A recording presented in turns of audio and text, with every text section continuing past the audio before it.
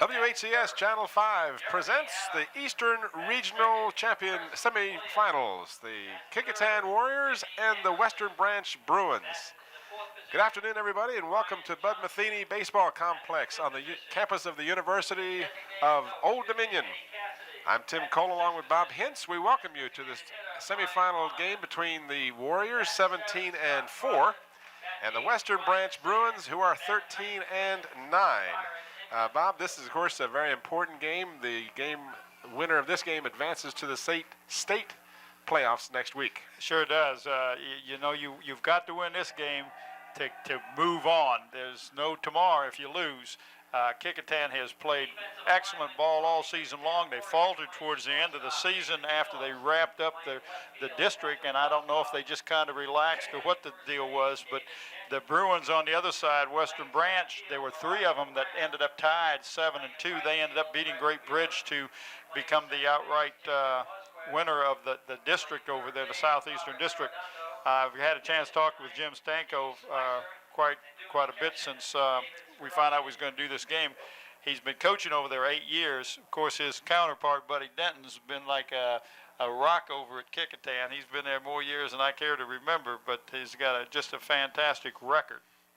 Well, Western Branch will be the visitors today. We're going to show you the starting lineups for both teams as we see the umpire from behind the plate, and we're not sure. We didn't get the names of the officials. But no, we'll and then I got one of them is McCarron, but I'm not sure who he is. Here we see Phillips will be at shortstop for the Warriors. Roscoff will be the left fielder. Denton first base. Brown will be in center field. Brooks the DH. He'll bat for Brown.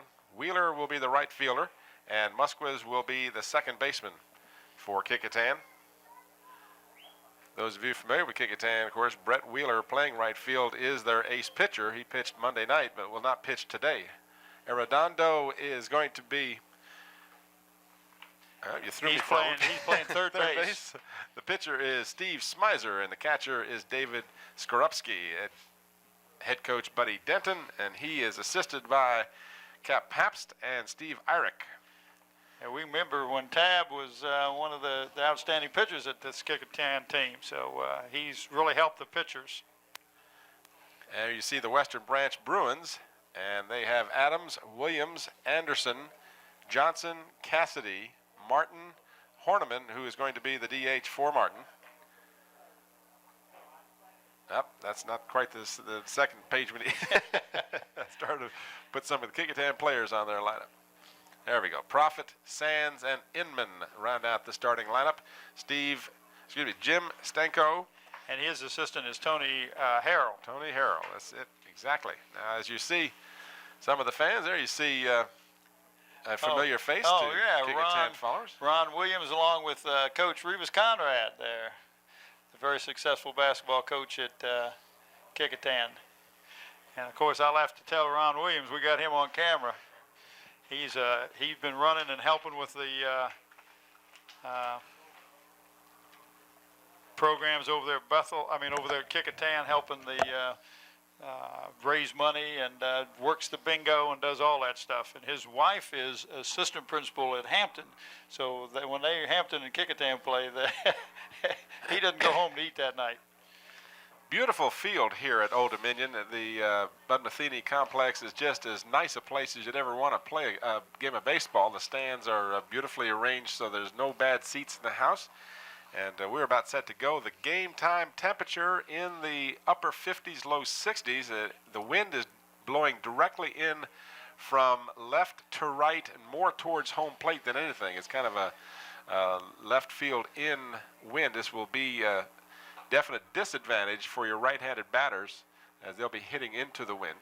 And the pitching today, this is not going to be the ace pitcher for Kecoughtan on the mound. Of course, that's Brett Wheeler, who is 11-2, but Steve Smizer, who has had a very successful season in his own right, with a 1.1 ERA and a 4-1 record, will be on the mound. He'll be pitching for Kecoughtan in today's ball game, and his battery mate will be David Skorupski. And we're about set to go as Jeremy Adams, number 13, the center fielder for Western Branch, will lead off the ball game. He is batting .286, Tim, number 13. He is a senior on this squad. And, of course, you want your leadoff hitter, you want him to make good contact or to draw a walk or whatever, but try to get on base. First pitch is fouled away, and Skorupski takes one on the hand, winces a bit, but a strike one against the batter, Adams. Pretty good sized field here, 325 in the corners, 375 in the alleys, and 395 to dead center field. Fouled away off the right-hand side, so Smizer is quickly ahead of the batter, 0-2. Well, Tim, I'm watching that ball bounce over there. I don't know if I parked my car in a good place or not. We'll go out and check that out a little later on. Yeah, that was right in the vicinity where you parked the little Subaru. Smizer, right-hander, winds and delivers outside for a ball. Trying to catch that outside corner. Doesn't want to give him anything. You're ahead in the count 2-0. You don't want to give him anything that looks real good.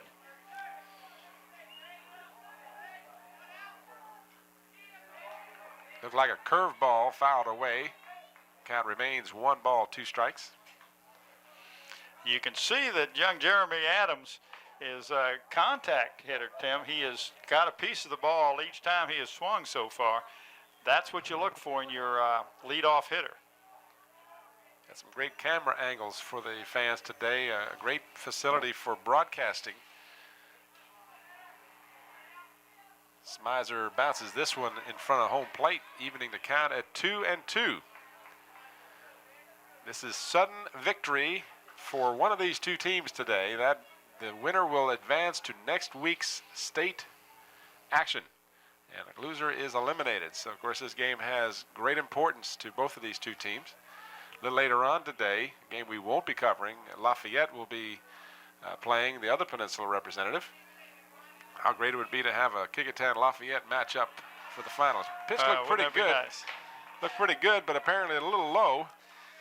Well, you know, we got the two Peninsula teams represented in baseball and in fast pitch softball. We have Denby and Phoebus represented there, both trying to win today to advance. Full count, Smizer delivers, and it's fouled away again as Adams, you said it very appropriately, gets a piece of the ball. Hangs tough.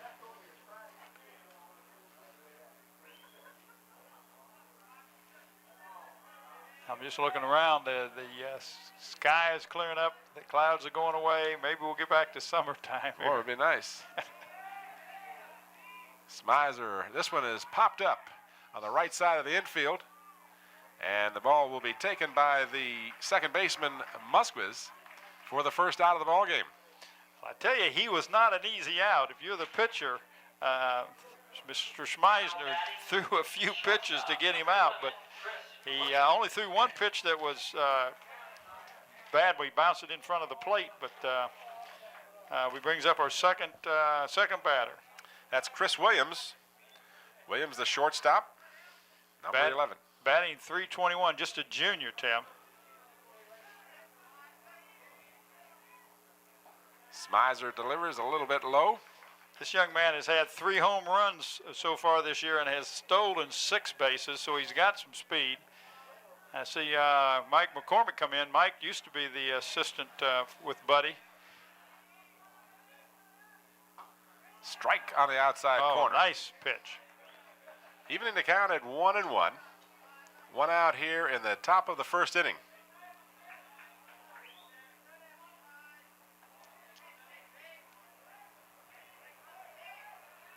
Right-handed pitcher throws curveball a little bit low. Another one looked good, but you're right, just a little low.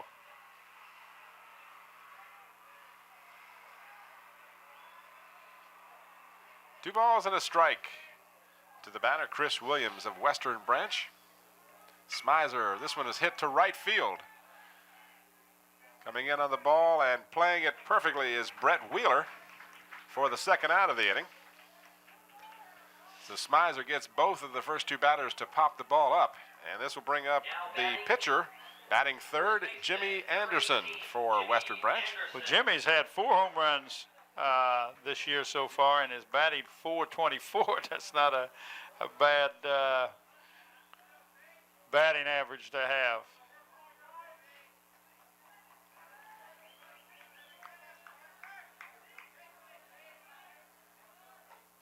First pitch to the left-hander is a little bit high for a ball. 2 away in the first inning. No score between Kecoughtan and Western Branch. Eastern Regional semifinals. Hit up the middle for a base hit. So Anderson will be on first. Brings up your cleanup man.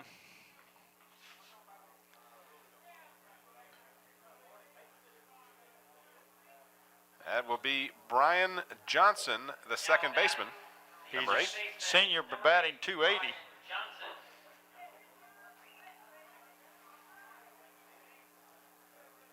David Denton, the first baseman, will hold the runner.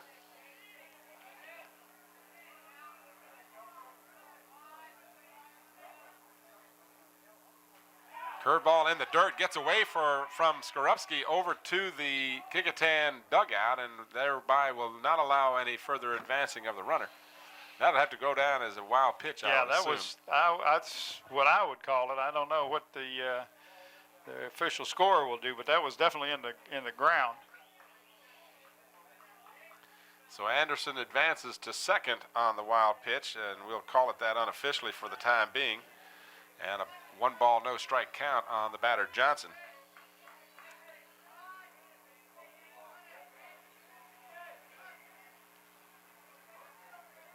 Anderson with a relatively short leadoff, swinging strike 1 on Johnson, evening the count at 1-1. 2 away here in the top half of the first inning. Got a runner in scoring position for Western Branch. For as much rain as we've gotten lately, this field is in remarkable condition. There's only just a few damp spots out there.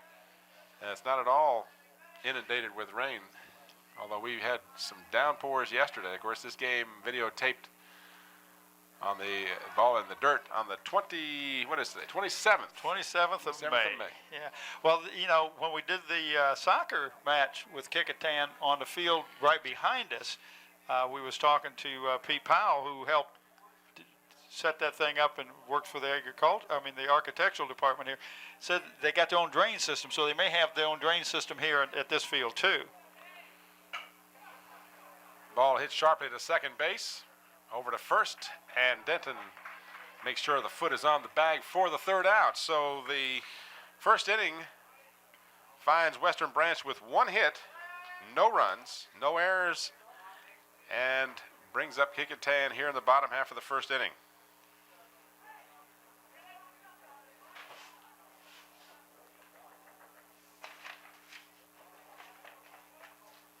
Kecoughtan will have Damon Phillips, Patrick Roskopf, and David Denton, 3 scheduled batters here in the bottom half of the first inning.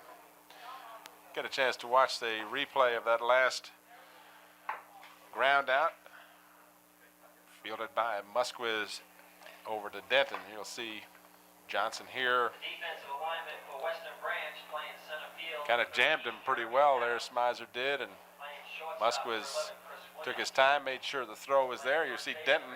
He's making sure I got that bag. Make sure my foot's where it's supposed to be.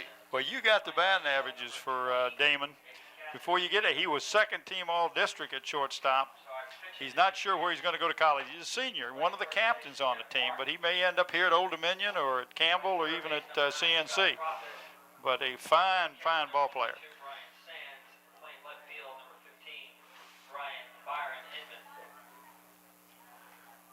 Anderson, the pitcher for Western Branch, is a left-hander.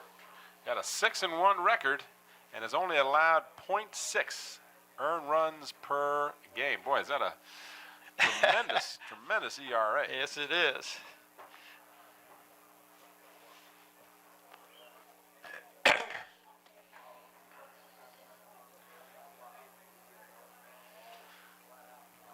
Kind of a paltry crowd here on hand. Of course, it's kind of tough to get over here this time of day. The game started at 5 o'clock on a Wednesday, so you know the traffic situation's not too easy to deal with. And Well, a a lot of people don't get off work until 5, so Sure. we may end up with more people as the game goes on. We would hope so.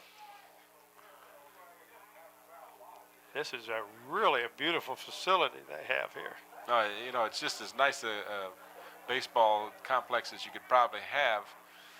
You got not a tremendous amount of seating, but all the seats are good seats. Of course, the PA announcer made sure everyone was aware of the fact that they needed to be alert at all times. There's only one screen, and that is directly behind home plate.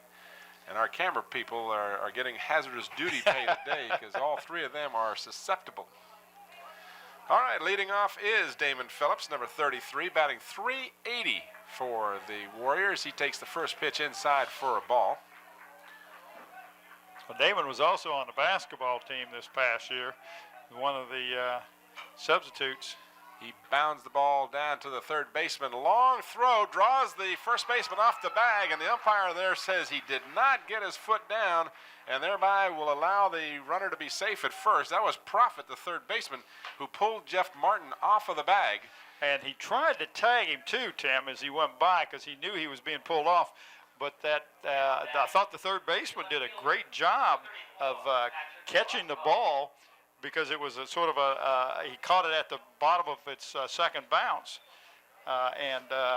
but just hurried his throw a wee bit. Could be a break for the Warriors. Error on the third baseman, and the batter taking a strike one is Patrick Roscoff. Roscoff, .319 on the season. He's a senior, and he's just done a solid job all year long for the Warriors. 15 hits in 47 at-bats for the Warriors. 0-1 the count. Runner on first, no one out here in the bottom half of the first.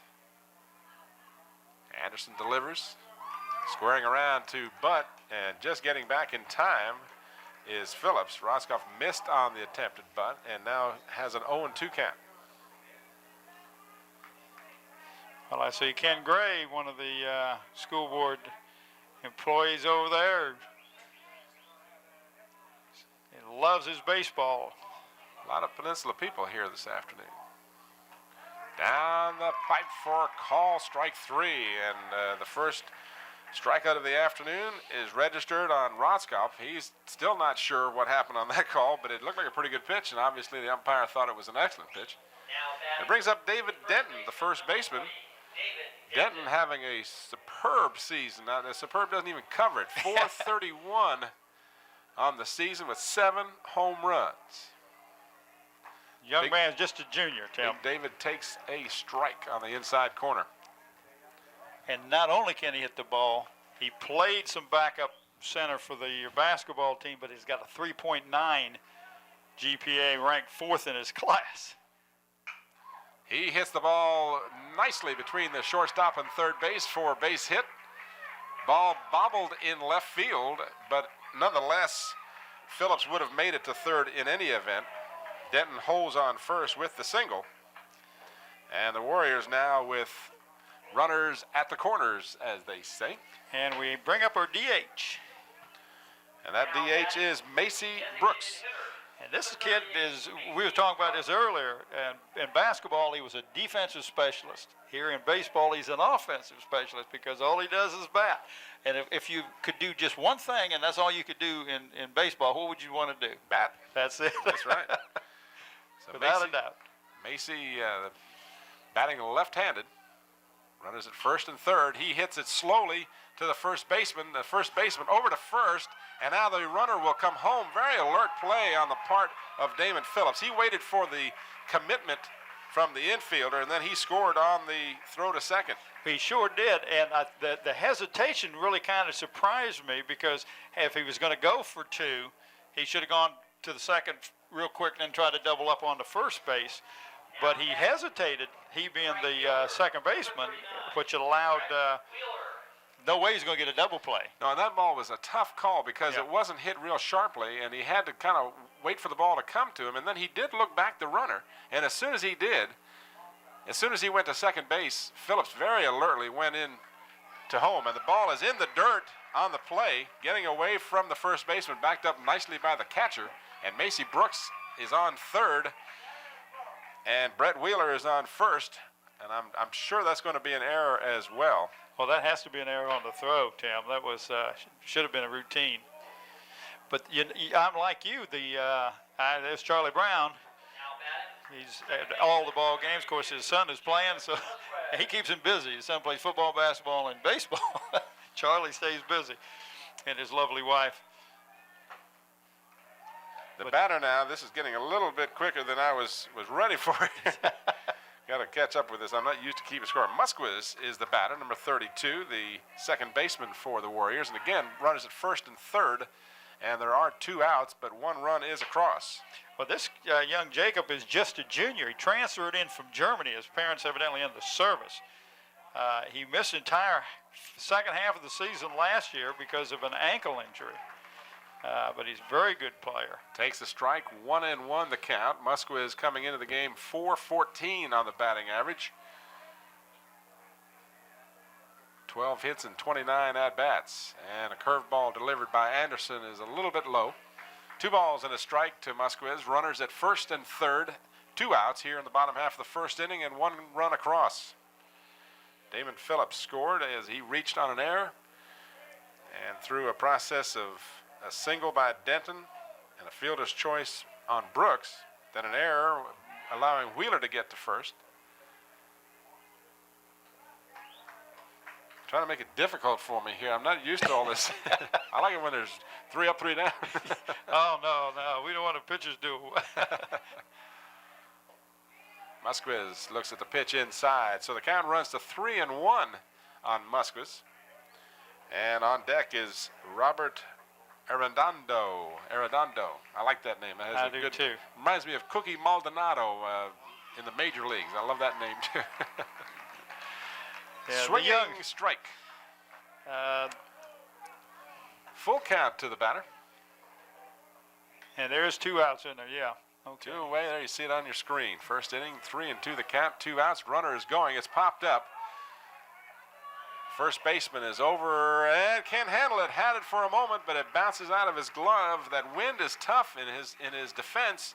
It's been a pretty stiff breeze here, and he is looking up into the sun. So yeah, I was going to say the angle where he was coming, it might have been better for the catcher to take that ball because he had the sun behind him. Yeah, that was Jeff Martin who tried to play it and just couldn't hold on to it. Had it in his glove. So Musquiz gets second life here, as he looked to be a sure out there. And now the Warriors, with runners at first and third, still alive. And Musquiz is called out on strikes. Inside Perfect corner, pitch. nice pitch. So the second strikeout of the inning by Anderson on a good-looking fastball on the inside corner. And Musquiz is out of there, and the Warriors do get a run on 1 hit. There were 2 errors in the inning. And after 1 complete inning, our score is 1-0 in favor of Kecoughtan. See who's due up here in the second inning for the Western Branch Bruins. Eddie Cassidy, the left fielder, will lead off. He'll be followed by the designated hitter, Brian Horniman, and Scott Proffitt, the third baseman. We do want to congratulate the Phoebus girls fast pitch softball. They're playing this afternoon at the same time against Salem, and we wish them very great success in their postseason play. Trying to recall, Bob, they're in the semis, right? Yeah, this is the semis. So they too, right, like Kecoughtan here, if can win this afternoon, they will qualify for state championship play next week. I was talking to one of the fans, and they was telling me that if Buddy wins tonight, then they'll play Friday night. Then they're off for about a week before they play again, and that's really quite a layoff. You get in a routine of playing on 2 games a week, and then all of a sudden you don't play for a week. It's like your exam week, and it really can take some of the timing off, but it affects all the players. It's just not the Kecoughtan team, it's all of them. I see, there's Leonard Thomas here and old buddy Kecoughtan AD, And Glenn Russell is former basketball coach at Hampton and Christopher Newport and wherever. Cassidy grounds out second to first on a nice play by Musquiz to lead off the inning. I told you the people start coming in as the time ran on. The sun is out. Doesn't look like we're going to get any more clouds, and I'm glad. Boy, I am too. Brian Horniman, the DH, will step in for Western Branch. What kind of batting average Mr. Horniman got there? Well, I don't have a batting average for him. Sorry, I asked. Yeah, I am too. He's got a 3.0 GPA. Well, that's good. And he was also a wrestler, so if he can't hit the ball, maybe he can wrestle the. I mean, I don't know, but he's got to have a decent batting average. Coach apologized to me. He had all this stuff written down for me, Coach Stanko, and left it on his desk. He says when he pulled up here to the stadium, saw the Channel 5 truck, he said, I hit myself in the head, says, oh no, I left it at home. But he gave me what he could remember, and I do appreciate that. Smizer trying to pick that outside corner, just misses with an 0-2 count, making it 1 ball and 2 strikes now on the batter, Brian Horniman, the DH. 1 away here in the top half of the second inning. Smizer jams him and he fouls it down the third baseline, remaining 1-2. Due up after him is Scott Proffitt, who is the third baseman for Western Branch. Stanko, Jim Stanko, the coach over there for the Bruins of Western Branch, has been there 8 years, and he's got a 94-51 record, and that's as close as him and I could come up with the record. Nice here, right back to the pitcher. Bouncer back to Smizer, who throws out the batter 1-3, and Now batting. brings up Scott Proffitt with 2 away in the top of the first. Profit. Batting 210. I got his. Got his, all right. Senior, third baseman. Don't use up all that stuff at once. Oh, I will repeat it 2 or 3 times. 2 away in the top of the second. Smizer throws a strike. That's, you know, I'm not an expert in baseball. I've watched baseball for years and years and always enjoyed the ball game, but one of the things that I remember most as a young pitcher in my Little League days is you want to get ahead of that batter. One of the worst things you can do is fall behind, because then you've got to throw him good pitches. That's right, and that's what he wants you to do. And Smizer's doing a good job of that right now, of getting really ahead of the batter. So he's up on this batter, 0-2, and now he can throw him something to make him kind of swing wildly if he can. Smizer way ahead on the count. A little outside, trying to get him to go for that one, and he laid off of it. 1 ball, 2 strikes, 2 away in the second. 1-0 in favor of the Kecoughtan Warriors. Swing and a miss. So Smizer has one of those 1, 2, 3 innings we were talking about. Well, that's what you were talking. That's what you said you wanted, because it's harder for you. It's much more difficult for me to keep score. But you put the big K down, makes it easier. Big K, I love the big K. Smizer does too. That's his first strikeout of the game. And after 1.5 innings, Kecoughtan 1, Western Branch nothing. Due up for the Warriors, they'll have Robert Arredondo, the second baseman, followed by the pitcher Smizer and the catcher Skorupski. You like that name too, I like that, Skorupski. I mean, that guy would just, you know, he's going to get down in the dirt. He's going to bite you. He's going to do everything he can to win. It just, you love it. Got that kind of name. Yes, sir. Should be playing for one of the Big Ten schools. There you saw the last pitch of the second inning as Smizer got the strikeout, his first. Robert Arredondo was on this team last year as a freshman. He's just a sophomore, Tim. Broke his leg, and boy, they were really disappointed. I know, because they would think, you know, he just looked so good in practice and everything, and it's really fine to see him come back and have a good year. He was made first team all district, and that's great as a sophomore. Really is. Arredondo with 20 hits in 66 official at-bats. He had 5 doubles and 2 home runs. Leading off here in the bottom of the second. Ball is in the dirt for a ball. Got away from the catcher. But he's trying to see if he got hit. He's asking for an appeal there that he got hit. If the ball, and that's what the appeal is doing. And you know, you're working him. That's it. If the kid was hit in the foot, then he goes to base. And Yes. now look, this is something I got to raise this question. The umpire, home plate umpire, went down and asked the first base umpire. First base umpire says, "Yep, it hit him." Why didn't the first base umpire volunteer the information? Why did he have to be asked? Well, because he's not at the same level. No. See, you got the behind the plate guy is the king. Here's your replay. Let's see if we can pick up where this pitch might have gotten him. Yep. Oh, it definitely got him. And we had a try and pickoff over there at first where we was looking at that replay, and I missed that, but except for him brushing himself off. So Smizer is the batter, the pitcher. National Honor Society. Guess what his GPA is? What's his? 4.0. Love those. Oh, scholar nice. athletes. Perfect bunt. Bunt. So the sacrifice bunt moves the runner up, and Smizer did his job. Yes, he did. There was no place to go with that ball but to first, and that's what you want. Nice job by senior Steve Smizer. Now batting, the catcher. So the catcher, David Skorupski, will step in, and Skorupski comes in with a hefty .310 batting average.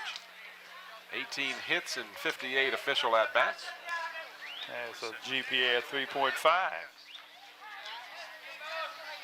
I'm amazed and just thrilled to see these young athletes that have great GPAs. We've had a bunch of them at that Phoebus game. Just about every one of them on that team was 2.8 or better. And A lot of Kecoughtan is no different. 3.5 pluses. Yes. Yeah, it really is nice to see these well-rounded individuals who not only can play a good game but also do as they're supposed to do and get those good grades.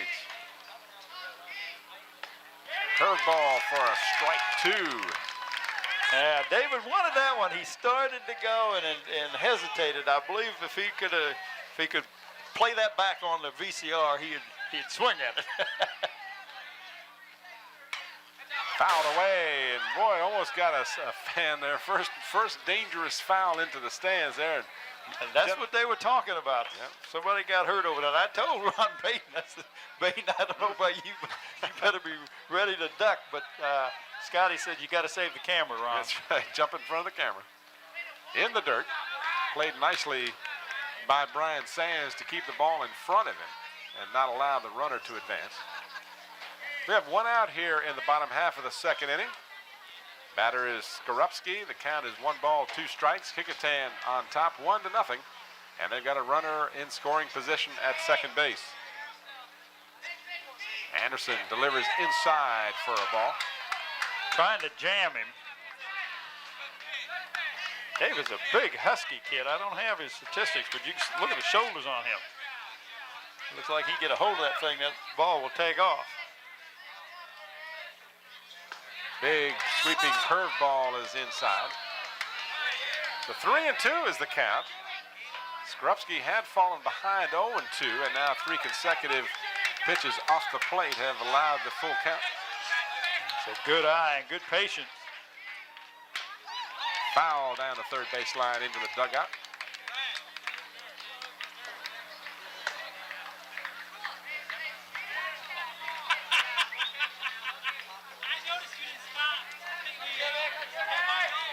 Three and two the count.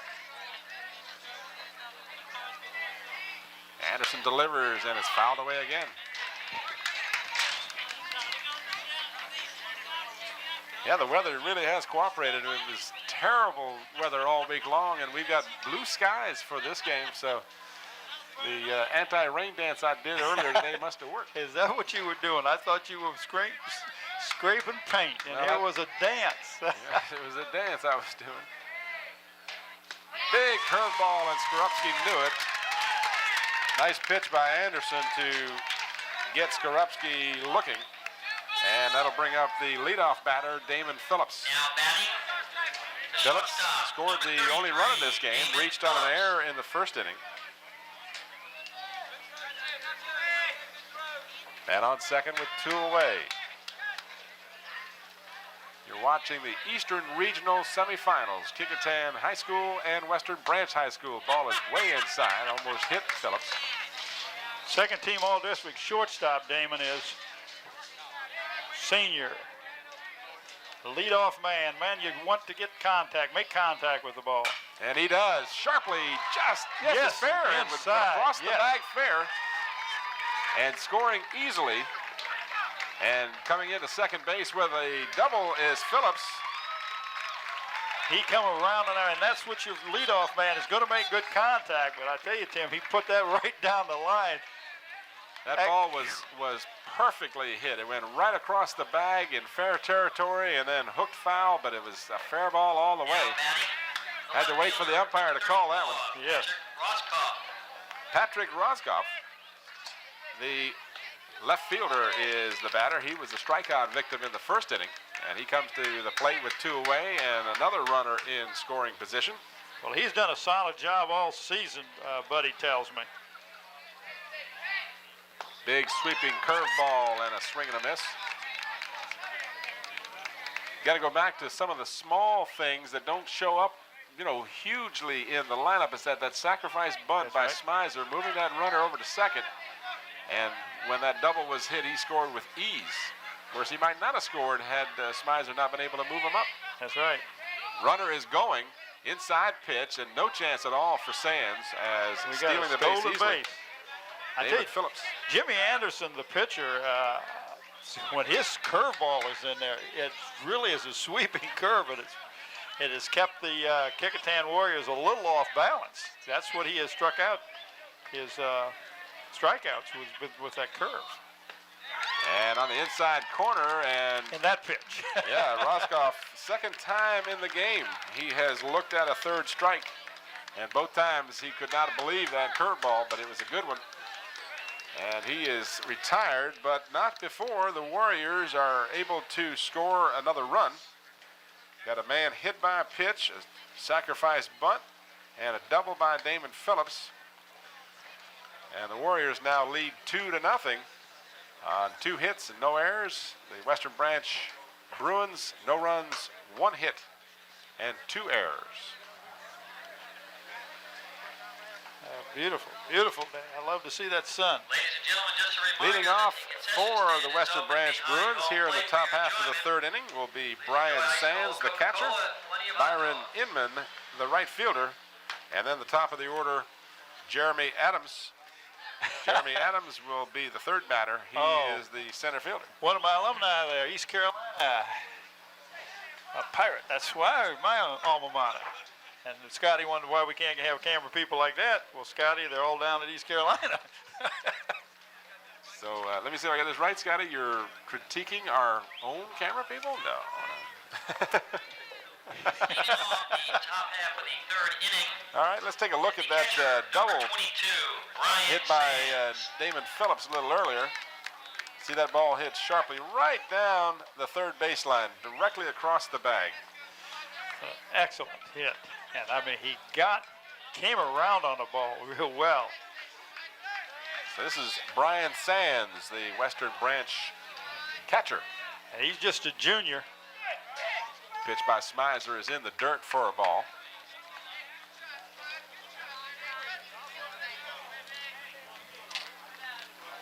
Smizer 4-1 on the season, 1.1 ERA. On the corner for a strike.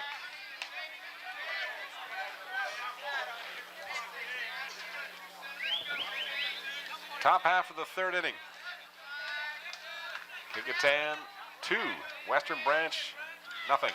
Oh, nice curveball. curve. Curveball by Smizer, just catching that outside corner. Sands took a little walk there to protest that call. Shaking his head.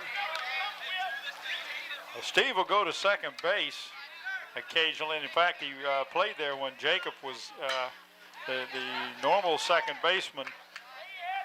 Steve Smizer. Yeah, when Jacob Mesquez hurt his ankle, he will play second base. So well-rounded athlete. He plays more than just one position, as we can see Brett Wheeler out there in right field also plays other than just pitches. 0-2 the count. Excuse me, 1-2 the count, rather. And this one a little high, evening the count at 2-2. Leadoff batter here in the third inning. Tim Cole and Bob Hintz coming to you from Bud Metheny Baseball Complex here on the campus of Old Dominion University. Ball hit sharply into left center field for a base hit. Second hit of the ball game for the Bruins. So Sands is on with a single to left. And this brings up Byron Inman, the right fielder. And your right fielder batting ninth.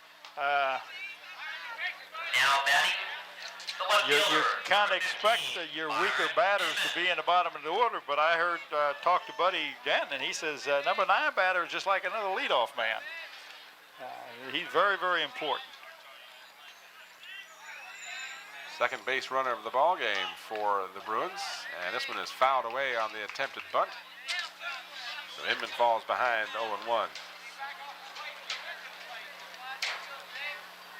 See, the way I always looked at it is you have the first 3 guys are supposed to get singles, then the cleanup man cleans the bases. Yep. Then the number 5 guy gets a single, 6, 7 gets a single, then the 8th man cleans the bases. So the 9th guy up is a leadoff man. That's right. Actually, it used to be the pitcher, because when I was playing ball back in the Triassic period, and he's out at first.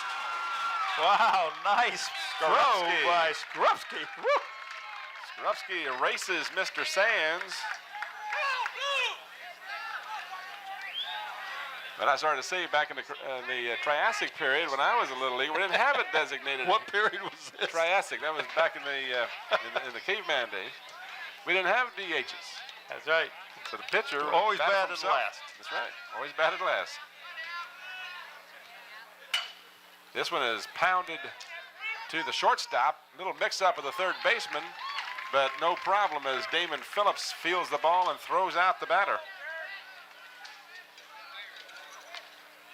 For the second out of the inning, and it brings the leadoff batter up, Now batting Jeremy center Adams, fielder, who was number 13, a Jeremy pop-up Adams. victim to the second baseman in the first inning. There's 2 away here in the top of the third. Batting 286, Jeremy is, for this Bruins of Western Branch. Curveball is a little high and inside. 7 innings is what we're going to play in regulation. Of course, if it's tied after 7, they'll keep playing till a victor is determined. This one's fouled back. I'd have caught that, Tim. Yep. Because you were ducking, but I'd have caught it. I'm glad you would have caught it because it was going right from my face. 1-1 the count. Smizer gets the signal and delivers in the dirt for a ball. 2 away in the third. Sands with a nice hit to left center to lead off the inning. But then he was eradicated on a great play by Skorupski down to first base. And a nice catch and tag by David Denton, the first baseman. 2 balls, 1 strike to the batter. Strike 2. Outside corner right around the numbers. There you see, 2s are wild.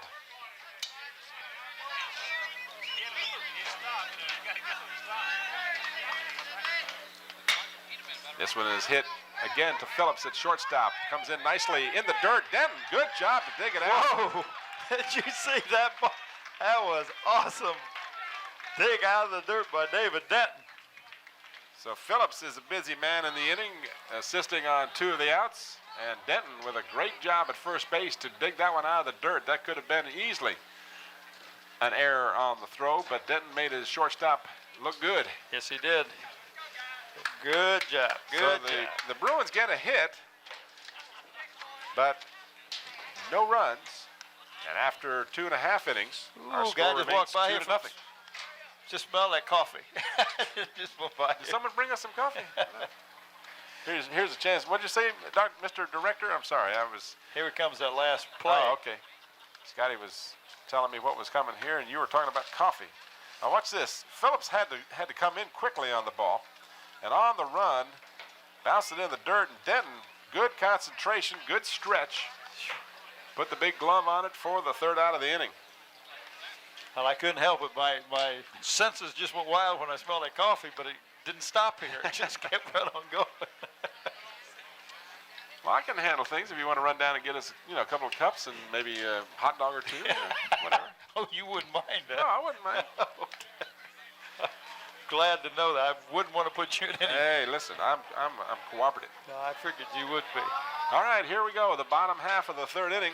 Well, I can look right over there and see Scotty in the truck leaning back, just enjoying this game. Number 40, David Denton. So David Denton will lead off the inning after that fine first base play. Denton had a single in the 1st inning. And this young man, Tim, was selected to first-team All-District both in 1991 and 92. So As as you a said. sophomore and a junior. And not only that, but he is a real fine scholar as well. Member of the National Honor Society, if I remember what you said. Yes, correctly. right. National Honor Society. The 3.9 GPA, that's must have got all his intelligence from his mama. That was Bob that said that. Oh, I got to pick on Buddy. Huh? Takes a strike, evening the count at 1-1. Scoreboard shows 3 outs in the inning. I don't think that's up to date. No. Anderson delivers, and Denton fooled on the curveball. Strike 2. He wants to connect with one. I tell you, he wants to see if he can put one out of this park. 325 down the line. 1 ball, 2 strikes to the leadoff batter. And Denton takes inside for a ball, 2-2. No runs, 2 hits, 2 errors for Western Branch. 2 runs, 2 hits, and no errors for the Warriors. And Denton goes down swinging. The ball gets away from the catcher. Denton very alertly runs, but it will be out at first. So that's the 5th strikeout for Mr. Anderson. He's been very successful with the big sweeping curveball. The designated And hitter, the number 30, DH, Macy Brooks, will step to the plate. Just a junior, Tim, and Buddy says that they need him to give them some consistency in the middle of the lineup, and that's where he is batting. Very dangerous DH. Swing and a miss.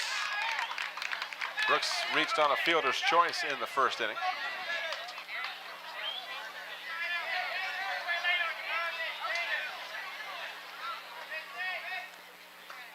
And another swing and a miss. That curveball from the left-hander has got the Warriors kind of talking to themselves a little bit here. Yes, it has. Anderson had 2 strikeouts in each of the first 2 innings and has registered 1 here already in the 3rd. Phillips batting from the left side of the plate, and this one is away and gets away from the catcher, but no one on base, no problem. A ball and 2 strikes to Macy Brooks.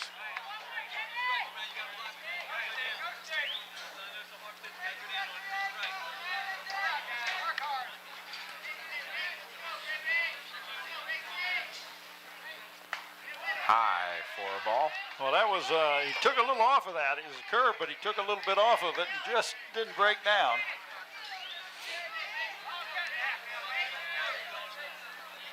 Macy does not like to walk. He only walked 5 times on the season. Curve inside for a full count now.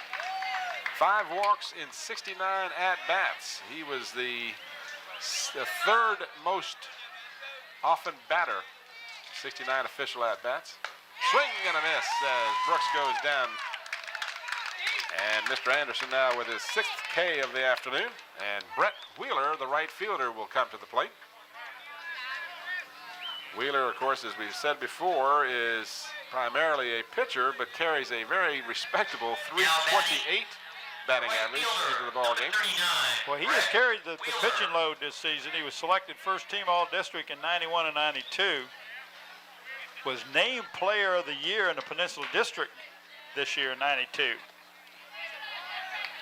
Anderson pitches inside for a ball. Wheeler 328, 21 hits, 64 at-bats, had 1 double and no home runs. Strike 2. So Anderson, who's allowed those 2 runs, but in all honesty has looked very good. His infield kind of let him down a bit on it with a couple of errors. Otherwise, he might not be looking at a 2-run deficit. I tell you, he has really looked good this inning. Hit to the right side, the second baseman over to first for the out. Brian Johnson throwing to Jeff Martin, and the Western Branch Bruins have a 1-2-3 inning. So we've played 3 innings complete, and our score after 3, Kecoughtan 2, and Western Branch no score. Leading off for the Bruins in the 4th inning will be Chris Williams, the shortstop, Jimmy Anderson, the pitcher, and Brian Johnson, the second baseman.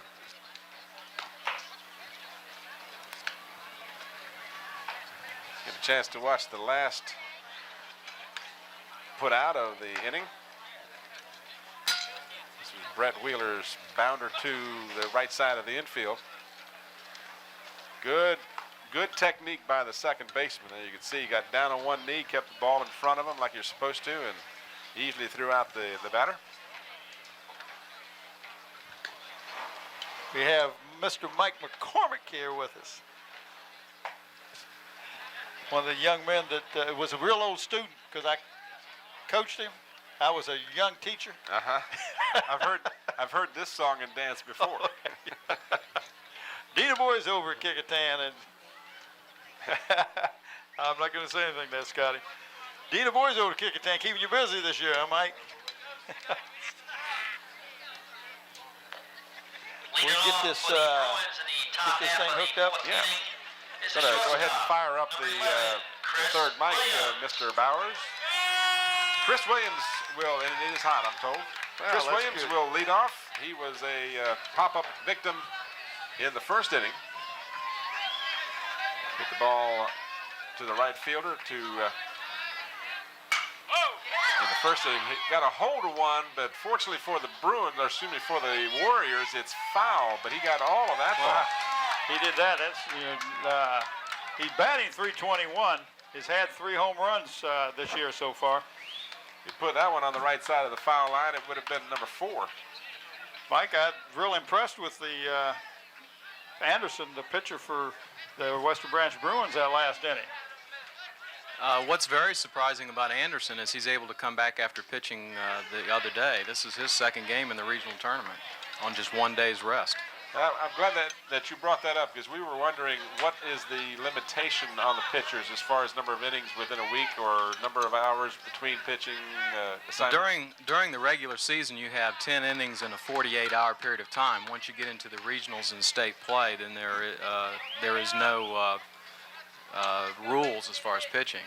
Oh, so they can pitch one game after another without any, okay. Exactly. Interesting that you would have a maximum number of innings during regular season, and then you do away with that in postseason play. That's interesting. Pitch from Smizer is in the dirt for a ball. It's 2-2 the count now with nobody out. Well, you're not surprised at all with the record this year with the team. You coached with Buddy for a few years, last year being your last year. You're not surprised at all with the way these young men have performed, Mike? No, not at all. So Steve got the ball up there. Williams will single up the middle to lead off the inning for Western Branch. No, this is a very solid ball club here, Bob. Brett Wheeler, whenever he's towing the rubber and he's on the mound, he makes this an exceptionally good ball club. One thing that you have to remember is that not only is this team good as far as talent is concerned, they're seasoned because they've been in postseason play now. Last year in high school went all the way to the state tournament, and in the summer went all the way to the Mid-Atlantic Regionals. Anderson hits the ball in the gap to right field. This will score a run. And Anderson will end up on third base with a triple. Well, he put that right in the gap. A three-bagger for Anderson, so the Bruins are on the scoreboard as Chris Williams comes home. And with nobody out, the Bruins in good shape, got a runner on third. Well, you know, normally it's your teammates will get a few hits and make your pitcher pitch better, but it seems to be the reverse. Anderson did such a good job last inning. His teammates come out here and have jumped on Steve and made contact with the last two batters and make good contact with the ball. Anthony Overheim will come in as a courtesy runner for Anderson at third base. And Brian Johnson, the second baseman, is the batter. Nice curveball by Smizer for a call strike. So the Bruins here with something going, a run in and a man on third with nobody out. Smizer, another curveball, just misses on the inside. There you see a good look at Steve Smizer. Rocked here in the fourth inning with a in-the-gap triple by his counterpart, Anderson. Anderson is 2 for 2 on the afternoon. Fouled away out of play. Just stay away from that Subaru. Not a good place to park, Bob. I started to mention that to you. Yeah, I know. You didn't do a thing. Didn't say a thing till I got over here. Then you want me to go get coffee and hot dogs and anything else I can get a hold of. Brian Johnson swings and misses. So Smizer helps his own cause here with a very important strikeout. And now Eddie Cassidy, the right fielder, excuse me, the left fielder. I heard the PA announcer say left, I think. The way that Steve handled that batter right there is an excellent example of what he has to do in order to be effective. Steve must get ahead of hitters because he's not overpowering, and that way he can come back and use his breaking pitch and use his split finger fastball that he uses so effectively. Well, this is what Tim was talking about in the early innings. Steve was getting ahead of the batters, and that way he wasn't given, had to be more cognizant of what's happening, and he didn't have to throw them good pitches. Good job by Skorupski to keep the ball from getting away. Evening the count at 1-1 with one away here in the fourth inning. Do you miss the coaching, Mike? Oh, you missed this part of it right here, definitely. Being on the field at this particular moment and also the teaching. Strike two. Now, when Steve throws his split finger fastball, what action will that do with the ball? Will it drop or what? The ball has a spin on it that's very much like a fastball, but when he gets to the plate, it just drops completely off, and there's no way you can detect it. And call strike three with a big inside corner pitch by Smizer. So he is really doing a fine job here after giving that triple to Anderson, has struck out the next two batters. Well, with the ball dropping like it does, if you do hit it, it's going to be down. It's going to be on the ground, which gives your defense a chance to play. You will notice that most good split finger fastball pitchers will they'll get a lot of infield plays. Horniman, the DH, hooks it foul down the right field line. And that is a pitch that's being used more and more in college baseball and also in professional ranks now. I think what's so unusual about Steve is that Steve has real small hands. And normally people who throw this pitch and are able to control it have very large hands. And so sometimes when you see old Steve digging in that glove, and of course he digs on every pitch now so that the batter doesn't know what he's doing, he's really trying to get that ball way back in those two fingers. Strike two on the corner. Good pitcher's pitch, as they say. It was. Ball was probably not hittable, but it was just on the very outside of the corner. This one's in the dirt. Skorupski again, a good job of keeping the ball in front of him. 1 ball, 2 strikes. So the Bruins with a leadoff single, and then a triple by Anderson to give them the 1 run and the RBI for Anderson. And now 2 consecutive strikeouts and 1 ball, 2 strike count on the batter. Curveball hit down to the third baseman. Long throw to first and the out.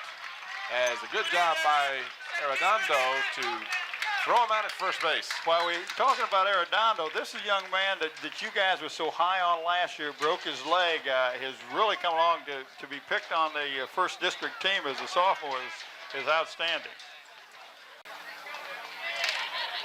There you see the score here in the bottom half of the 4th inning. 2-1 in favor of Kecoughtan. Tim Cole, Bob Hintz, and Mike McCormick coming to you from the Bud Metheny Baseball Complex at ODU.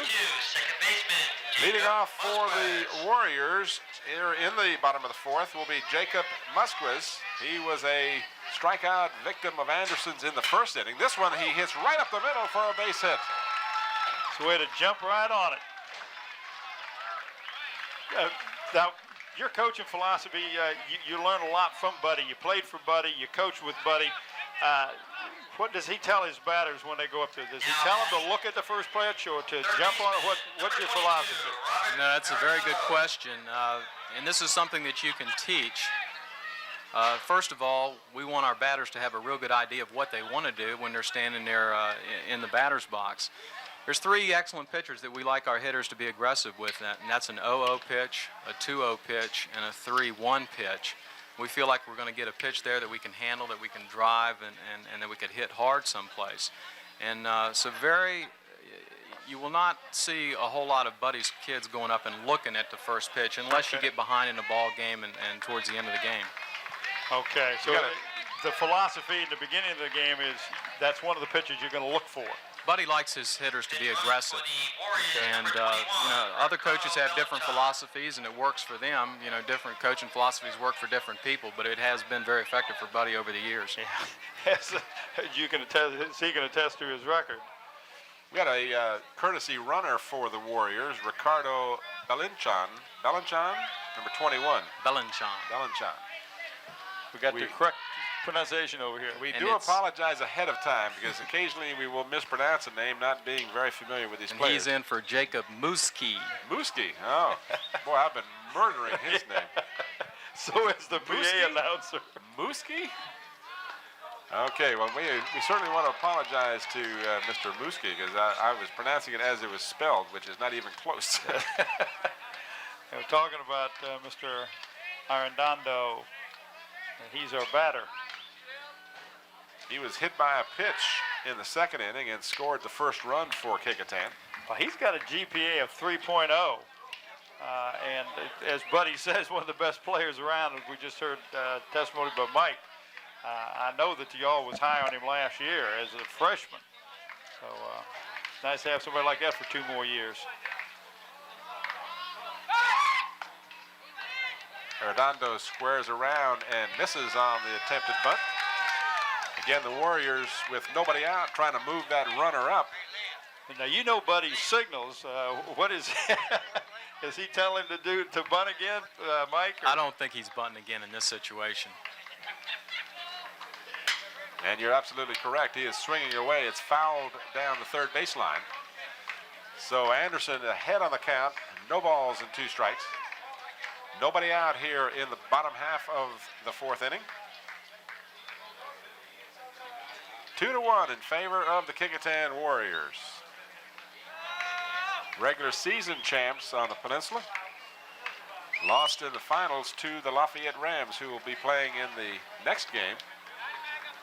This, of course, the semifinals for the Eastern Regionals, and the Eastern Regionals will send 2 teams. So the 2 semifinalists will be representing the Eastern District, Eastern Region, I should say.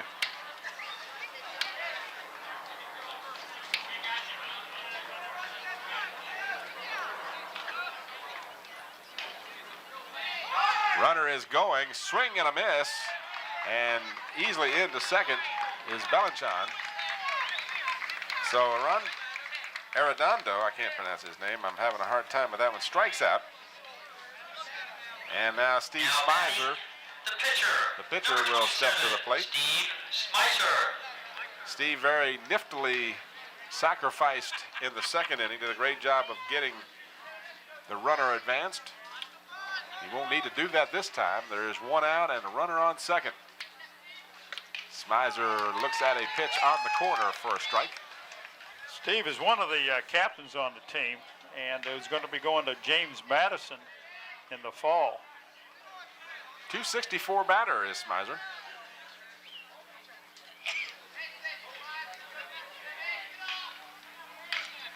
Swing and a miss. When Steve Smizer transferred into Kecoughtan High School last year, he really became the missing link that we needed, and he provided a lot of glue for this ball club. As you can see, very little emotion out of Steve, does his job, knows his limitations, and works hard every ball game. And we give a lot of the credit for the success that we had last year, and I'm sure Buddy would for this team too, to Steve. And Anderson registers his 8th strikeout of the ball game, and Smizer falling behind on the count and had to swing out a pitch that was off the plate for the second out. Anderson's got quite a curveball. He's been very effective with that. And you know something about a pitcher who's pitched a lot of innings in a very few days, as he goes on later into this ball game, you're probably going to see the breaking pitch get better. The more tired an arm gets, the more effective sometimes a breaking pitch is going to be, because you do drop some speed off of it. Skorupski takes outside. He was a Anderson strikeout victim in the second inning. Runner on second, 2 away, bottom half of the 4th inning. 2-1 in favor of Kecoughtan. Well, this young man was the best all-around catcher in the district. He's headed up north to college to study journalism, where he's going to concentrate on sports coverage. We'll look for competition down the road. Yeah. Takes the pitch outside. 2 balls, no strikes. I was telling Tim, with a name like that, he should be playing Big Ten football or something, baseball in Big Ten. David's got a great body for an athlete, and he has really improved his skills in the last couple of years. It's a shame that his high school career is ending now, and I don't really know what the future holds for him as far as baseball is concerned, but he really has developed into a fine catcher. Was this his first year catching? Was he a backup last year? Or? He caught a little bit last year and played some other positions for us in previous years, but I think he's really found himself this year behind the plate. So he will reach on a bases on balls. So now the Warriors with runners at first and second. And the leadoff batter, Damon Phillips, will come to the plate. Phillips, who reached on an error in the first inning and then hit a double down the third baseline in the second inning. And a little meeting at the mound by Western Branch. Want to make sure they remember what he did in the second inning. They want to make sure there's no mistakes here. You've got 2 outs with runners at first and second. You want to be careful with this young man. Well, that's the coach, Jim Stanko, that was out talking to his pitcher. You're right. You want to make no mistakes. From the stretch, Anderson delivers, and it's a call strike.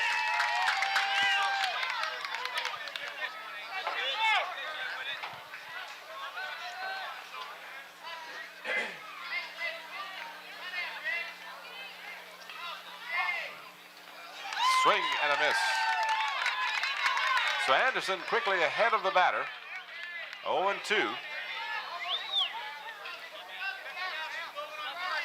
Anderson with 8 strikeouts through the 4 innings. He's had exactly 2 every inning. Anderson checks the runner at second, delivers outside for a ball. The runners are going, and a fine effort by the third baseman. Nice double steal. A good double steal, but an excellent effort on the part of Scott Proffitt for Western Branch, because that ball had definitely earmarked for the left field, and had that gotten past him, we would have seen another run for the Warriors. So a fine outstretched catch by Proffitt. Runners at second and third. Oh, Oh boy. Yeah, look a little bit outside to me. And I'm sure Damon Phillips would agree with you on that. He disgustedly tosses his helmet toward the dugout. But a 3 strikeout inning for Anderson, and he dodges a big bullet there. He had runners at second and third and was able to come through with a big pitch. So the Warriors are not able to get any more runs. They do add 1 hit to their total. And we've played 4 full innings now, and it remains 2-1 in favor of the Warriors. Leading off for the Western Branch Bruins will be Scott Profit. As you can see, this is a throw on that double steal, Tim, and you're right. That third baseman had to lean back towards the shortstop position to stop that ball. It would have gone into the left field for sure. Definitely a big play on a 2-1 ball game. If that ball gets away, you're looking at 3-1. It could be a big difference. And that was a calculated play right there. With 2 outs and an 0-2 count on one of your best hitters in the lineup, Buddy was trying to make something happen there and almost did. And so what just appeared to be a very simple double steal did have intentions. Of course, it didn't work out. Right. So Profit, Sands, and Inman will be the scheduled batters for the Western Branch Bruins. Look at that third strike. See how close to the plate this one comes for Mr. Phillips. Look at the right side corner. I mean, catcher had to reach out there to get that ball. And now the left-hander, his pitch is is coming in, but that ball really wasn't that close. No. Once in a while, you get one. Well, that's what's known as painting the corner. All over the black right there. More like the white of the batter's box. So leading off is Scott Profit. He was a strikeout victim of Smizers in the second inning. And he swings and misses on the first pitch. Well, he's batting .210, Tim, is senior on this team.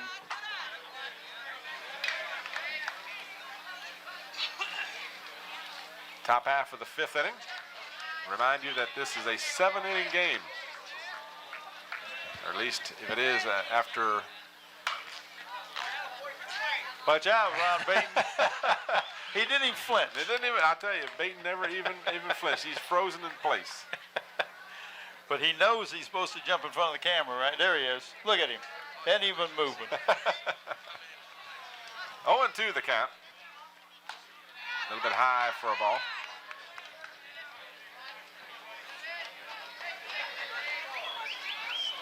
The batter is Chris Williams, the shortstop for Western Branch. Smizer delivers, strike 3, and ball got away from Skorupski for a moment, but he quickly tagged him out. So that is the 4th strikeout of the ball game for Smizer. Again, Mike, you mentioned that he's not an overpowering pitcher, doesn't throw a great curveball, but he's done a real good job right now. See, he can throw the breaking pitch once he gets ahead, and he doesn't have to throw the breaking pitch for a strike necessarily. He can start that thing in the middle of the plate and work it on the outside, and if that young man would have hit the ball, he wouldn't have hit it very hard anywhere. Sands swings and misses as the catcher is up for Western Branch. He reached in the 3rd inning on a single and then was thrown out trying to take too much of a lead off of the bag. Takes a pitch inside, 1-1 the count.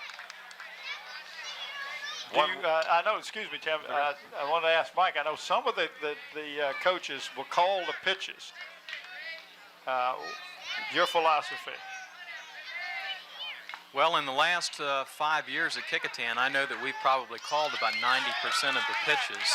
That's not necessarily because we don't have a whole lot of faith in our catchers. It's just because we want our pitchers to execute. We want our catchers to concentrate on working with the pitcher. You know, give us the difficult decision of knowing what to throw. Okay. And it takes pressure off of the catcher, too, doesn't it? It really does. And Smizer gets Sands to look at a 3rd strike, so both of the pitchers here are getting warmed to the task.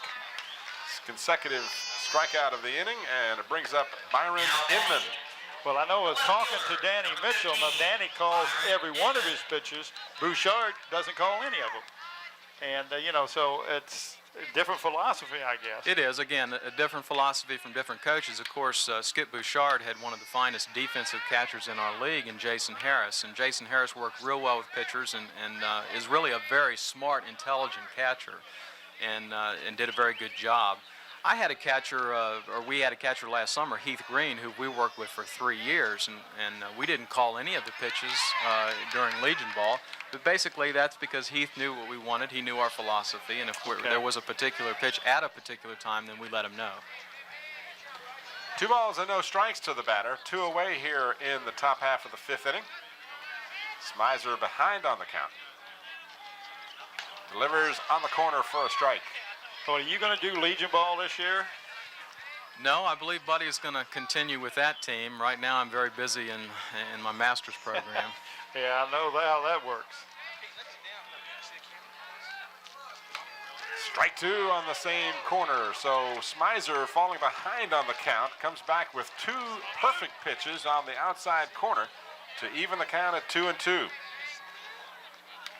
Nobody on, 2 out here in the 5th. And Smizer gets him to hit the ball to Denton. Denton had to wait for the ball to come to him, but he is able to make the play. And the 3rd out is registered as Inman.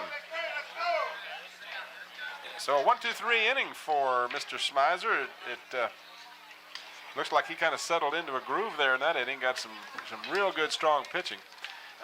I was just curious, Mike, and maybe you could shed some light on this. With that, getting back to that situation we were asking you about as far as limitation of pitchers. Of course, this game, and let me preface my question by saying I'm not questioning Smizer's abilities, but with Brett Wheeler being such a dominant pitcher, this game being the game that is the one that puts you into the state championship round, what was the reasoning, if you could tell us, the reasoning behind Smizer's pitching when Wheeler could have pitched? Well, I don't think Brett could have pitched, and I certainly don't think he could have pitched 7 innings today. Brett does need a little bit more rest. We've had pitchers in the past, for example, Tab Paps comes to mind, who'd like to have the ball in his hand every time we played a ball game, and really worked better the more innings that he pitched in the fewer amount of days.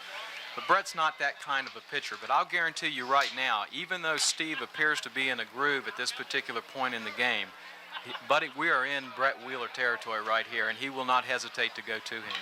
Has Brett come in relief previously during the season? I can't recall if that has happened this year or not, but I can think of other situations in years past where he has. Okay, thanks, Mike. I appreciate you letting us know about that, because, of course, the thought came to mind that Anderson is pitching with 1 day's rest, and Wheeler, of course, being the ace for the Warriors. That was a good analogy of why he might not.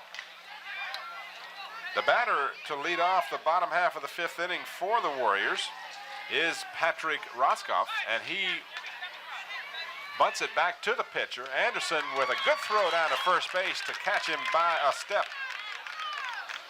And that had to be a great throw because he definitely was moving down the line. Patrick did a great job. So David Denton, the first baseman, who had a single in the 1st and struck out in the 3rd, comes to the plate. Well, not only was he in all-district last year and this year, but he was selected to the Daily Press Sports Writers' first team in 91 and 92. The 92 team hasn't been named yet, but he's also one of the team's captains.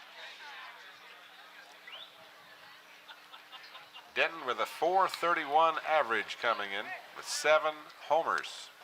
And he takes a strike, 1-1 to count. Denton, 28 hits, 65 at-bats. He had 2 doubles and 7 homers. Feels like me when I was a kid. He's built like I was when I was a kid.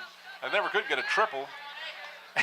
You couldn't hit it far enough. The only way I could get a triple is to hit a home run and fall down or something, because a double was as far as I could run. Oh, what a vicious swing by David. Well, David is trimmed down compared to where he was his first as a freshman. He was going to put that one over that building in left field if he'd connected. He just almost swung himself into the ground. And Anderson comes back with an off-speed pitch and gets Denton for the 2nd time. So Anderson has had good success against that big .431 average with 2 strikeouts and 3 at-bats. Now batting, the designated hitter. Casey Brooks, the DH, will be the batter now for Kecoughtan. He reached on a fielder's choice in the 1st and struck out in the 3rd with 2 away here in the bottom half of the 5th inning.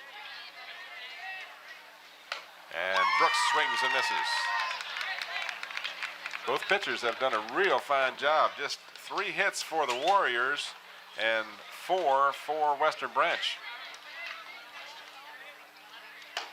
Brooks, and they say he went around. He tried to hold up, but that high fastball is so hard to lay off of.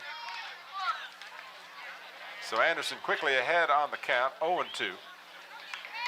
Watch him come in with his sweeping curve here. That's what he's been doing. And that's what he did, and Macy Brooks knew it. That was a good call, Bob. Maybe you ought to be calling pitches. No, I'm just watching what this young man is. Very successful at what he's doing. He's successful to the point of 10 strikeouts in 5 innings. He has exactly struck out 2 batters in every inning.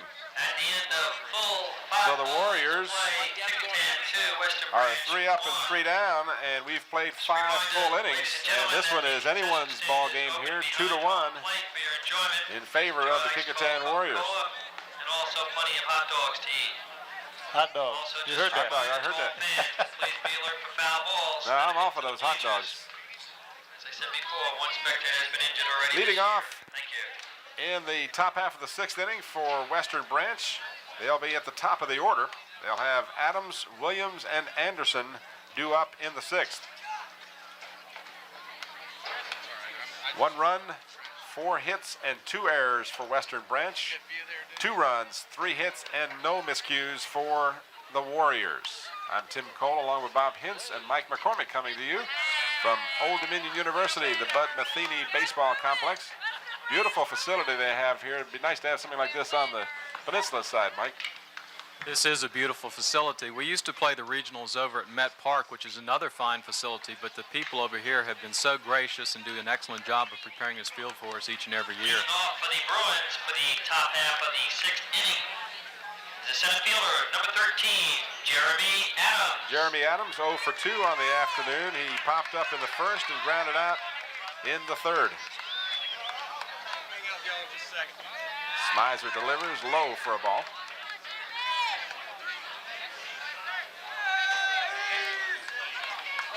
Adams, the senior, is batting .286.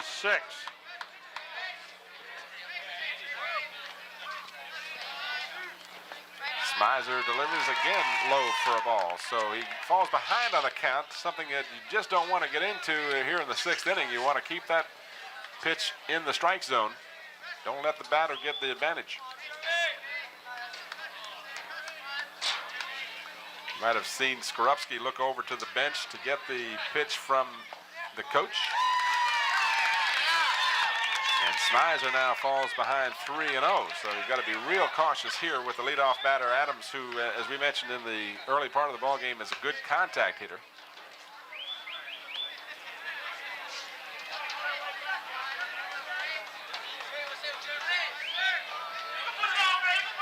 He's probably taken all the way here, Tim. And he takes a strike on the inside corner. Now this is the one that you would jump on, 3-1. Absolutely. This is the best pitch you're going to get at an at-bat, a 3-1 pitch. He doesn't want to walk you. Smizer throws the pitch a little high. So Adams leads off the inning with a base on balls. And that'll bring up Chris Williams. And Buddy's going to go out and talk to Steve, and we may see Brett come in.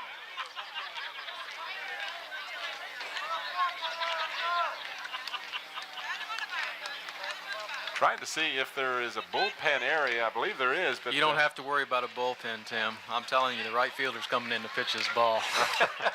You're right. I'm looking around there, and Wheeler is on his way in, and Smizer is out to right field. So he'll get, what, 8 pitches, Mike? I believe it's 8 or I think it's 10. I'm not really sure. Now pitching for the Kecoughtan Warriors, number 39, Brett Wheeler. So Brett Wheeler, as we had talked about, might come in, and you put your finger right on it. It's nice to have you up here, Mike, because, of course, you're very familiar with the team when we're not. And Mr. Wheeler, who on the season, if we can give you some of his statistics, and certainly want to congratulate Steve Smizer for an excellent ball game. He pitched 5 real strong innings. There you saw the base on balls by Smizer. But Wheeler comes in with a Record of 11-2, a less than 1 run per game ERA. Pitched 81 innings, only allowed 11 earned runs, 126 strikeouts. What kind of pitches does in his repertoire, Mike? Brett is a completely different pitcher than Steve Smizer. Brett tries to overpower you, but the way that he overpowers you is that he moves his fastball around so effectively. He'll put it on the outside corner, he'll come back and hit you on the hands inside.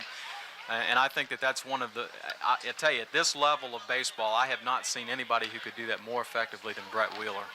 Well, he has put on a little weight and gotten a little stronger than when he first walked into with a Kecoughtan uniform on. He really has. He has a nice frame. I think he has a frame that he could put a few more pounds on and get even a little bit more stronger. But you're right.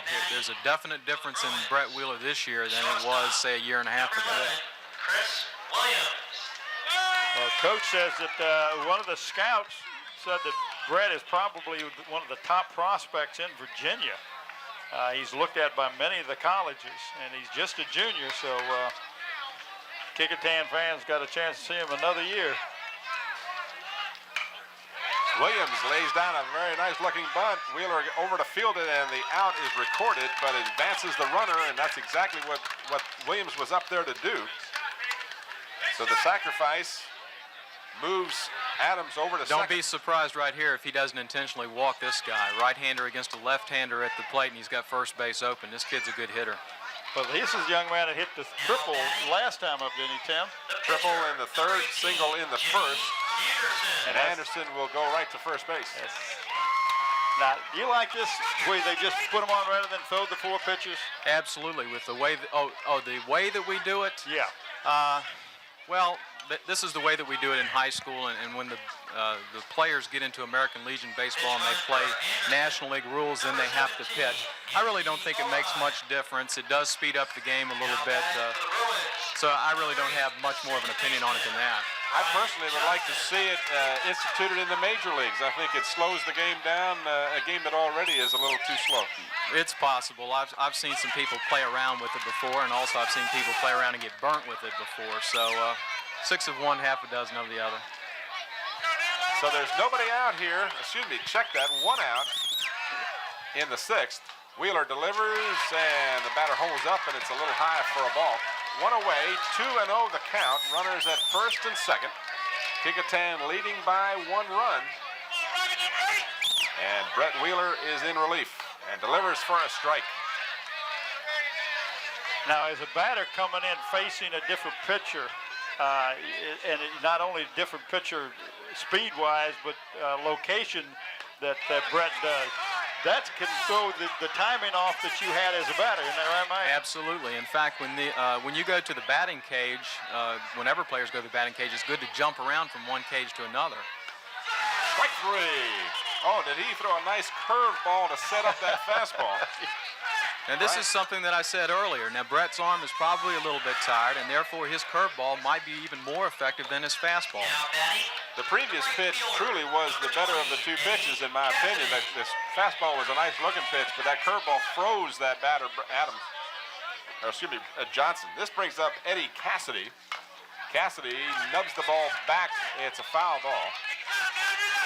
2 away now, as Wheeler, with that big strikeout, has runners at first and second. 2 outs, and ahead on the count, Cassidy, who grounded out in the 2nd and struck out in the 4th. He is 0 for 2 on the afternoon. Cassidy, the left fielder for Western Branch. You're watching the Eastern Regional Semifinals, the Kecoughtan Warriors and the Western Branch Bruins. Top half of the 6th inning, Wheeler with the big curveball. It's a little bit high.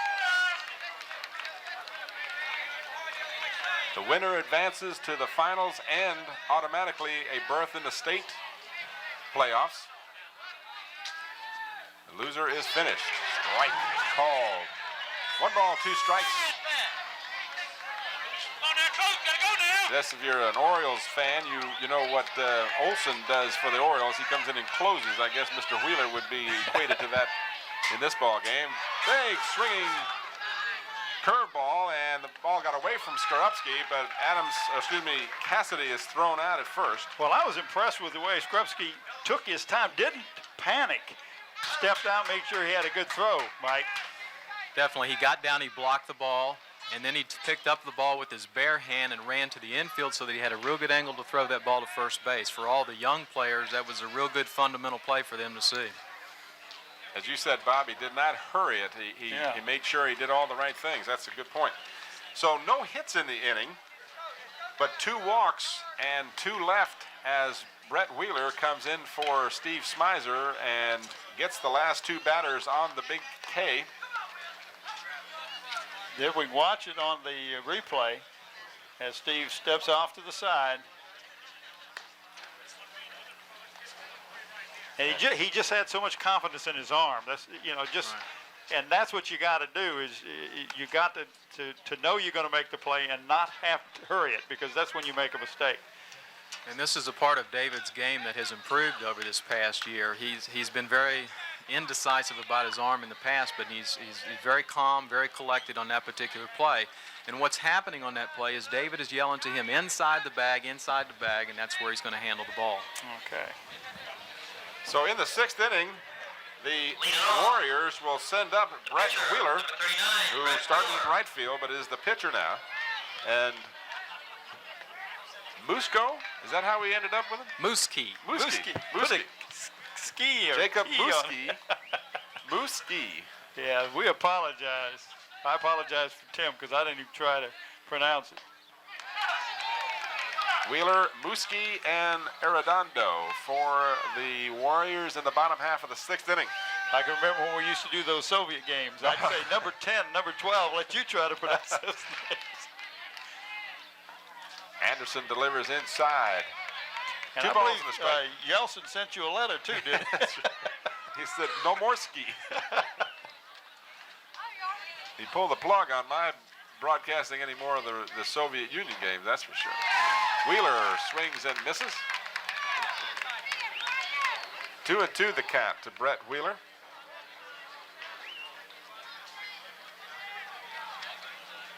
Trying to figure out where these little green boxes are here. They're much too close for the baseline coaches. Tim, I'll tell you what those are right after this pitch. All right. Anderson winds, delivers, and caught the corner for his 11th strikeout. Okay. These boxes actually they're in between the first base bag and the home plate are for use during infield practice. What you'll do is have a coach and another player standing there and hitting fungos to your infielders. It doesn't tear up your grass around the field. Interesting. Okay. Brings up the batter, Mooski. Jacob Mooski. Got that one right, and Mr. Anderson is in the groove again with a strike call. This one hit up the middle. Shortstop is over for the play. Long throw and the out. A good play by the shortstop, Chris Williams. So 2 down in the inning, and Arredondo is the batter. Now batted. Hit by a pitch in the 2nd inning and a strikeout victim in the 4th. 11 strikeouts for Jimmy Anderson, the pitcher this afternoon for Western Branch. Comes in the game 6-1 with an ERA of less than .6. You're not going to do too badly if you give up less than 1 run a game. No, and if you're throwing from the left-hand side, I'll take them with me everywhere I go. I bet. When we first came out here, the Coach Stanko did not have Anderson as his pitcher. He was going to start Martin, and then made the switch at just before they picked up the lineups, because I got his lineup, and then he made the switch. He may have been waiting for Chris to make a decision as far as what he wanted to do this afternoon. I don't think he was trying to pull anything right-hander versus left-hander. Yeah, I wasn't assuming that he was, but I knew that he was undecided if he was going to start him or not, and I didn't know whether because he had pitched the day before or what. 1 ball, 2 strikes, and again Anderson ahead on the batter. Arredondo with a 1-2 count. Bottom half of the 6th. And a swing and a miss. So Anderson keeps his 2 strikeouts per inning record intact. And he has 12 Ks on the afternoon. And very quietly, the Warriors go down in order for the 2nd inning in a row. And we've played 6 complete innings. The score 2-1 in favor of Kecoughtan, and this is it for This is it. Western Branch. They don't come up with a run this inning, and they go home for the season. And Brett Wheeler will take the mound here in the top of the 7th. Due up for the Bruins will be the DH Brian Horniman, followed by Scott Proffitt and Brian Sands. Well, they're jumping into the bottom half of the order, and I'm sure that the coaching staff was wish it was the other way around, but you got to understand that these young men that down this section of the batting order can hit that ball too. So you can't let up your Kecoughtan. And of course, if Brett throws like he did those that last inning,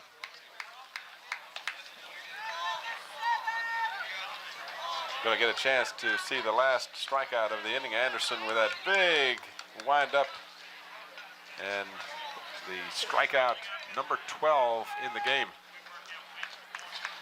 Mike, what would be your conjecture as to, let's make an assumption here that Kecoughtan does win the game, and hopefully they will, certainly for the Peninsula fans.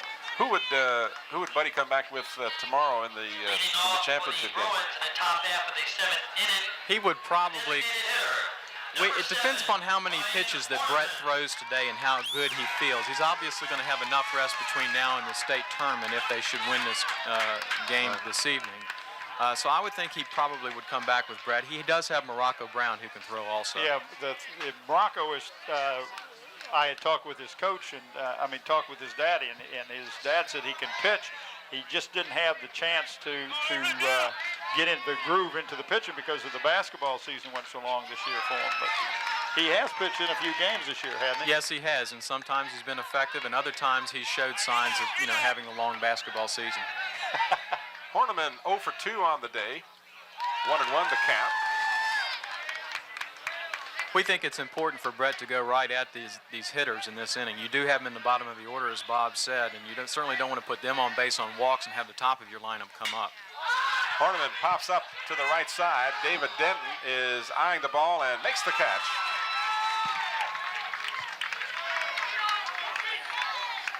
For the first out of the inning, this will bring up Scott Proffitt, who has had no success. I guess you'd say no profit in this game. He was a 2-strikeout victim. I'm sorry, that was awful. I've held back all game. Well, he did such a good job of stopping the ball from going into left field. All right, we'll give him credit then. But at the plate, he has not done too well. Wheeler with a big curveball for a strike.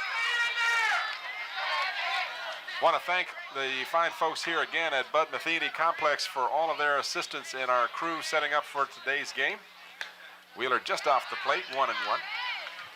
And of course, we want to thank our crew, our camera people, Jerome Young and Melvin Hooker, Ron Baton, our replay man, Alan Parker. Swing and a miss. 1-2 the count. Our director, Scotty Bowers, our producer, Dr. Sam Stills. Our crew, as always, doing a first-notch job. We appreciate all the fine efforts this afternoon. Well, the great camera work that we get is just really makes it easy and makes these games so much better when you can sit back and look at them. Wheeler with a big sweeping curveball. Boy, he has those batters up there just not sure what they're going to do, Mike. Again, I think it's just because Brett's probably a little bit more tired than he would normally be, and his breaking pitch has been very effective since he's come in. Brings up the last hope for Western Branch, the catcher, Brian Sands, who had a single in the 3rd and struck out in the 5th. Well, let's see what Jim Stanko's going to do. Maybe he's going to bring in a pinch hitter or something. I don't know. We'll have to see. He has gone over to the dugout. I believe Sands has been announced. Would that mean that he has to at least... Well, he's not going to make a move, but once he's announced, does he have to bat him, Mike? No, he doesn't. He can pull him, and the other player can be announced, and he can pull him, and he can keep going back and forth. It looks like Sands will be the batter. 2 away in the top half of the 7th. This one is hit out of play down the right field line. Well, maybe he was just trying to put a whammy across. Yeah, you know, something to throw your rhythm off. He could have. He could have been just trying to disrupt the rhythm that Brett is in right now, and he certainly is in a good groove. Wheeler has come in and struck out the last 2 batters in the 6th inning. And this one just off the plate.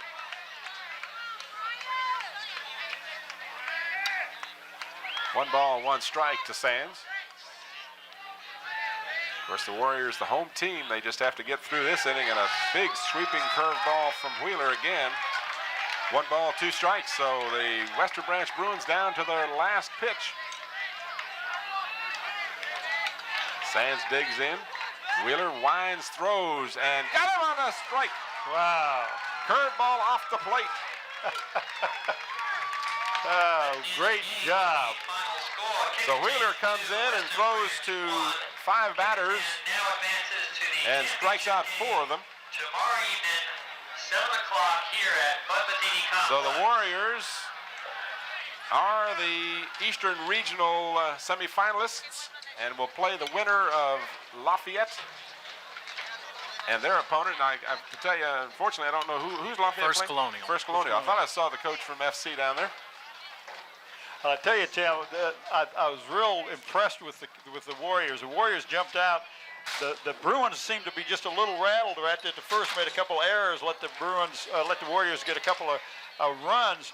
But Anderson just did an excellent job for them. I mean, he's a great pitcher. But Kecoughtan didn't lose the cool. They hung right in there and went right after it. Great job of coaching, bringing in Wheeler, just like you said. No bullpen, bring in the right fielder, Mike. It was great, and we appreciate you stopping by the box and helping us out, especially with the fast pitch, the split finger fastball, some of the things that we're not too sure about. We'll have a consolation prize for Mike. It will be a slightly used Timex watch. I could use it. Mike, thank you very much. Mike Thank you McCormick. for having me up here. It was our pleasure. And the Warriors, we're happy to say, will be the Peninsula representatives in the finals, as well as they will advance to state play next week.